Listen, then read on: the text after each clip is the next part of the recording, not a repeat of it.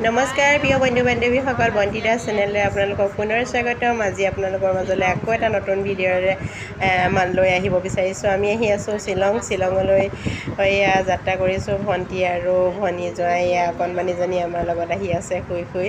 তাৰপৰা তেওঁলোকৰ ভণ্টি দেউৰেক এজন, এনেকৈ আমি সকলো আহি আছোঁ শ্বিলঙলৈ। আৰু লগতে আপোনালোকেও আহি থাকক আমাৰ লগতে। শ্বিলঙত আমি কি চাওঁ আপোনালোককো দেখাবলৈ চেষ্টা কৰিম। বাই। কি সুন্দৰ ভিউ, এইটো ৱাটাৰফল। ইমান ধুনীয়া লাগিছে সঁচাকৈ, মানে কি ফটোতকৈ বা ভিডিঅ'তকৈ নিজ চকুৰে দেখা সমান কেতিয়াও হ'ব নোৱাৰে। ইমান ধুনীয়া ভিউ চাওকচোন। এইডোখৰ বোলে 7 চিষ্টাৰ কয়। গতিকেলৈ আপোনালোকেও চাওক আমাৰ লগতে।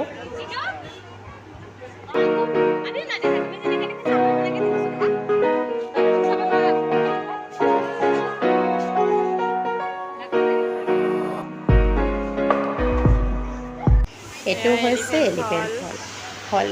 ৱাটাৰফলৰ মানে কথা আপোনালোকৰ আগত নক'লেও নিশ্চয় হ'ব। কিমান ভাল লাগে সি আচলতে ফটোৰ বা ভিডিঅ'ত দেখাতকৈ ওচৰত থাকি কাষতে থাকি চাই হেঁপাহ নপলোৱা এক প্ৰকৃতিৰ মনোমোহা দৃশ্য। প্ৰকৃতিয়ে ভগৱানে যেন কি সুন্দৰভাৱে পৃথিৱীখন সৃষ্টি কৰিছে। সঁচাকৈ এক অতুলনীয় বুজাব নোৱাৰা এক সুন্দৰ পৰিৱেশ। এই সুন্দৰ পৰিৱেশত সঁচাকৈ বৰ ভাল লাগিল। ভণ্টিলৈ অশেষ ধন্যবাদ। সিহঁতি অহাৰ বাবে মই যোৱাৰ সেই সুযোগকণ পালোঁ। কিন্তু কি ক'ব, মোৰ যাওঁতে শ্বিলঙৰ একা বেকা ৰাস্তাৰে যাওঁতে এইবাৰ মই বমি কৰি অৱস্থা বেয়া। ফটো একপি তুলিব পৰাও অৱস্থা নাই। একেবাৰে গোটেইজনী ক'লা মলা পৰি অৱস্থা নাইকিয়া হৈ গ'ল। গতিকেলৈ আপোনালোকৰ আগত বেছি ফটো দাঙি ধৰা নাই। অকণমান ভিডিঅ' ক্লিপ এটা আছে, আপোনালোকে তেতিয়া চালেই গম পাব যে কেনেকুৱা অৱস্থা মোৰ হৈ গৈছে। ধন্যবাদ। আপোনালোকে ছাবস্ক্ৰাইব কৰিব দেই। এয়া চাওক, বমি কৰি অৱস্থা একেবাৰে বেয়া। তথাপিও প্ৰকৃতিৰ মনোমোহা দৃশ্য দেখি ৰ'ব নোৱাৰি সৰু ভিডিঅ' ক্লিপ এটা কৰিলোঁ।